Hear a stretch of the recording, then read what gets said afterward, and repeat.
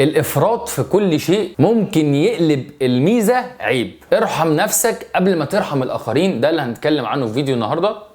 يلا بينا. الأربعون الرياضية، إنتاج ماسل كلينيك. السلام عليكم ورحمه الله وبركاته. ازيكم يا ابطال، عاملين ايه؟ معاكم دكتور حازم طارق. اهلا بيكم في الأربعون الرياضيه نسخه ماسل كلينيك. انت ليه قاسي على جسمك وقاسي على نفسك؟ ليه ما بتاخدش فترات راحه كافيه ما بين التمرينات وبعضها؟ ليه طاحن نفسك ما بين الشغل والحياه والتمرين والتاهيل وكل الكلام ده كله، ومع ذلك مش بتنام كويس ولا بتنال قسطا من الراحه؟ انت عارف ان الافراط في اي رياضه او اي مجهود بشكل عام ممكن يعمل لي اصابات اجهاديه بنسميها اوفر يوز انجريز. والحديث بتاع النبي صلى الله عليه وسلم ارحموا من في الارض يرحمكم من في السماء. الرحمه دي كلها انت اولى بيها قبل ما الاخرين اولى بيها، ونفسك ربنا هيحاسبك عليها، لان زي ما قلنا قبل كده في حديث برضو النبي صلى الله عليه وسلم ان لبدنك عليك حق. تطبيق عملي عايزين نعمله النهارده، لازم تاخد فترات راحه كافيه. حتى في التمرين انت بتتمرن عشان تبني جسمك وتكون قوي، ولكن فترات الراحه الكافيه مهمه جدا جدا بقدر التمرين نفسه. وتطبيق عملي برضو مهم جدا بالنسبه لك لو انت بتعمل تمرينات تاهيليه في علاج طبيعي، مثلا في مركز علاج طبيعي، والتمرين زاد على مقياس الالم اكتر من 4 أو 5 من 10، لازم توقف الدكتور اللي موجود معاك وتقول له التمرين دوت بيضرني. ولو حابب تستشيرنا في الم عندك اثناء التمرين، عايز تعرف هو الالم دوت طبيعي ولا فيه مشكله، ابعت لنا رساله على رقمنا على الواتساب، دكتور من عندنا من الفريق ويرد عليك بخصوص هذا الالم. ونيجي لجزئيه الحديث الكامل. قال رسول الله صلى الله عليه وسلم الراحمون يرحمهم الرحمن، ارحموا من في الارض يرحمكم من في السماء. رواه الترمذي، حديث